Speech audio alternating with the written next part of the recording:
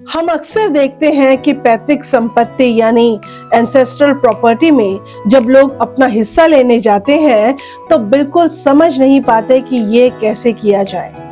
तो आज इस वीडियो में मैं आपको बताऊंगी वो 3 तरीके जिनसे आप पैतृक संपत्ति में यानी एंसेस्ट्रल प्रॉपर्टी में अपना हिस्सा ले सकते हैं। और सबसे इंपॉर्टेंट है तीसरा तरीका, क्योंकि इस तरीके में आप जानेंगे कि कैसे आप बिल्कुल लीगल तरीके से लाखों रुपए की स्टैंप ड्यूटी भी बचा सकते हैं। पर ध्यान रहे, ये 3 तरीके तब इस्तेमाल हो सकते हैं जबकि प्रॉपर्टी के सारे हिस्सेदार पार्टीशन के लिए सहमत हो। अगर ये आपसी सहमति से नहीं है तो फिर एक अलग तरीका इस्तेमाल करना होता है, जिसके ऊपर हमारा एक डिटेल वीडियो है जिसका लिंक मैंने डिस्क्रिप्शन में दे दिया है। अब आपके मन में ये भी हो सकता है कि भाई ये पैतृक संपत्ति क्या होती है और क्या उसमें मेरा हिस्सा है, और है तो वो कितना है। इस पर भी मेरी एक डिटेल वीडियो है और उसका लिंक भी मैंने डिस्क्रिप्शन में दे दिया है। तो चलिए जाने 3 तरीके। पर इससे पहले कि आगे चलें, हमारे चैनल को सब्सक्राइब कर लीजिए और लाइक और ऑल बटन भी दबा दीजिए ताकि ऐसे इंटरेस्टिंग और यूजफुल वीडियो आपको मिलते रहें। नमस्कार, मैं सुप्रभा और आप देख रहे हैं जिंदगी अनकट का, आपकी जानकारी आपकी ताकत। अगर सारे हिस्सेदारों में पार्टीशन के लिए सहमति है तो पहला तरीका है ओरल सेटलमेंट, यानी कि सारे हिस्सेदारों ने मौखिक रूप से ये डिसाइड कर लिया आज से ये हिस्सा मेरा और ये हिस्सा तुम्हारा। पर सच बात यह है कि ये फसाद की जड़ है। इसमें आज नहीं तो कल झगड़ा उठता ही है।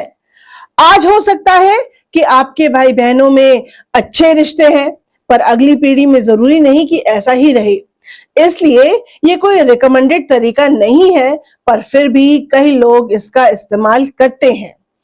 हाँ, ये बात जरूर है कि इसमें किसी तरह की कोई स्टैंप ड्यूटी नहीं देनी पड़ती। अब हम आते हैं दूसरे तरीके पर। इसमें स्टैंप ड्यूटी तो देनी पड़ती है, पर कानूनी रूप से यह बहुत पुख्ता तरीका है। तो ये तरीका है एक पार्टीशन डीड बनाने का। यह बिल्कुल सिंपल तरीका है। इसमें आपको कुछ नहीं करना है, आपको सबको बैठना है और एक दस्तावेज यानी डॉक्यूमेंट तैयार करना है, जिसमें आपको पहले तो पूरी प्रॉपर्टी का बिल्कुल ठीक ठीक डिस्क्रिप्शन बनाना है। जैसे कि उसका साफ साफ नक्शा बना लीजिए, जिसमें हर हिस्से की बिल्कुल ठीक ठाक नाप जोख और डायरेक्शन या डिस्क्रिप्शन हो। प्रॉपर्टी कहां पर है, उसकी बाउंड्री कहां पर है, हर बात उसमें इंक्लूड कीजिए। उसके बाद इस नक्शे में हर हिस्सेदार के हिस्से को अलग अलग रंग से मार्क कर लीजिए। जो कॉमन हिस्सा हो उसको भी मार्क कर दीजिए।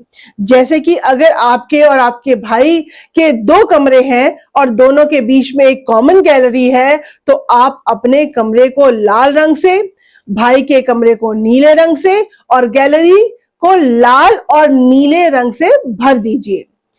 नक्शा जितना सटीक और साफ साफ बनेगा, उतना फ्यूचर में दिक्कत नहीं होगी। एक बात का ध्यान रहे कि किसी भी हिस्सेदार को छोड़िएगा नहीं, क्योंकि ऐसा हुआ और बाद में किसी ने सूट डाल दिया तो पूरी की पूरी प्रॉपर्टी डिस्प्यूट में चली जाएगी और आप बहुत परेशान हो जाएंगे। इसलिए जरूरी है कि पार्टीशन डीड में साफ साफ और सारे हिस्सेदारों के नाम और उनके हिस्से को लिख दें और नक्शा साथ में जोड़ दें और उस नक्शे का हर जगह डीड में जिक्र करें। पार्टीशन डीड में हर पेपर पर सबके साइन और अंगूठे की छाप यानी थंब इंप्रेशन ले लें, ताकि कल में कोई मुकर ना जाए। उसके बाद इस पार्टीशन डीड को रजिस्टर करा लें। यह बहुत जरूरी कदम है, इसको बिल्कुल नेग्लेक्ट ना करें।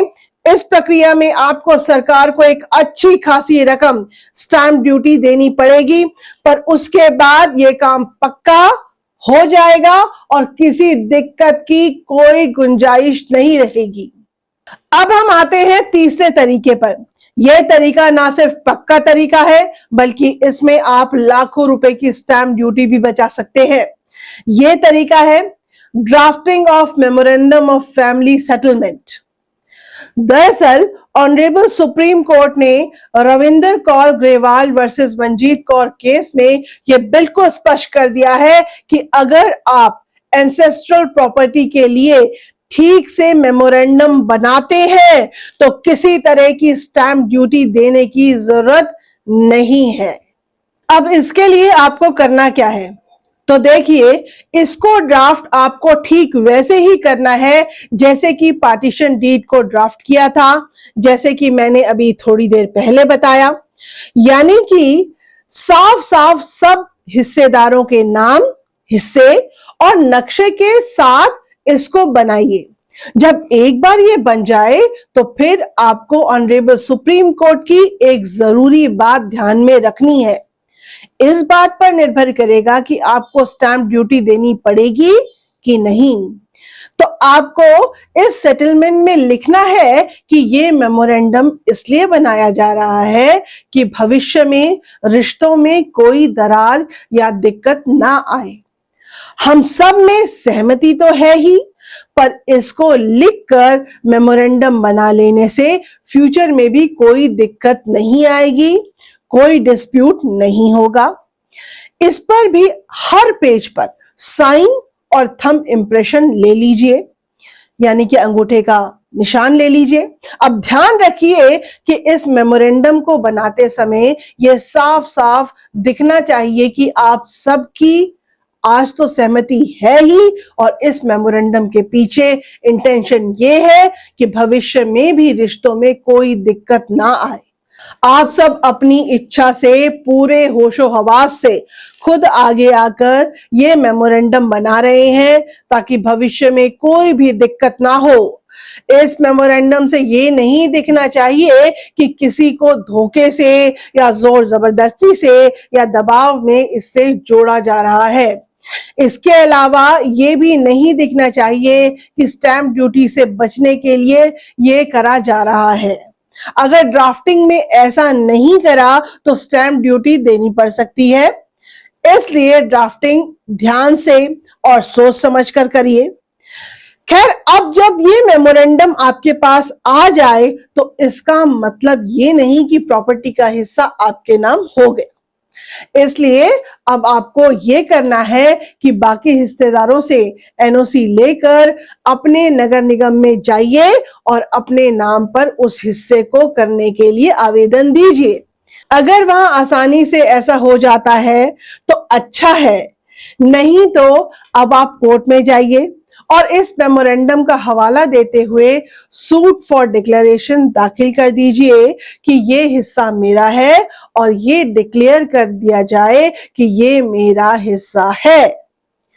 कोर्ट इस पर आपके नाम की डिक्री जारी करेगा और उसको लेकर नगर निगम वगैरह में जाकर उस प्रॉपर्टी को अपने नाम पर ट्रांसफर करा लीजिए।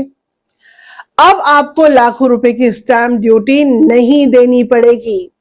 और दोस्तों, इस तरह से आपने देखा कि आपकी एंसेस्ट्रल प्रॉपर्टी पर आपकी सहमति से किन किन तरीकों से अपना हिस्सा ले सकते हैं और कैसे लाखों रुपए की स्टैंप ड्यूटी भी बचा सकते हैं। तो कैसा लगा ये वीडियो कमेंट में बताइएगा और चैनल को सब्सक्राइब और लाइक जरूर कीजिएगा। मैं सुप्रभा और आप देख रहे हैं जिंदगी अनकट की आपकी जानकारी, आपकी ताकत।